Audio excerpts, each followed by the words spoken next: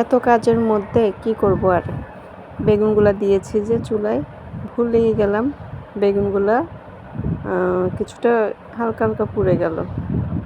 এক হাতে সব কাজ সামলানো আসলে খুবই কষ্টকর হয়ে যায়। আর যখনই চুলায় কিছু দেই, ইদানিং আমার কেন জানি ভুলে যাই যে আমি চুলায় কিছু দিয়েছি। ও যতক্ষণ না গন্ধ আসে ততক্ষণ আমি বুঝতে পারি না যে চুলায় কিছু দিয়েছি। তো বেগুনটা হালকা একটু পুড়ে গেছে এক পাটে, তো আরেক পাটে আমি এতটা ভাজি নেই, তুলে নিয়েছি। এই যে পরে তেলাপিয়া বাকি মাছগুলো ভাজি করে নিলাম। ভাজি করে তারপরে কিছু আলু কেটে নিলাম, যেহেতু আমার মেয়ে আলু একটু পছন্দ করে, আলু চায়। তো চিন্তা করি যে আজকে ডাল আর মাছ ভাজা আর হচ্ছে যে বেগুন ভাজা আর একটু আলু করে নিলাম ওদের জন্য, ওরা যেহেতু বেগুন খাবে না। তো এই ছিল আজকে দুপুরের আয়োজন।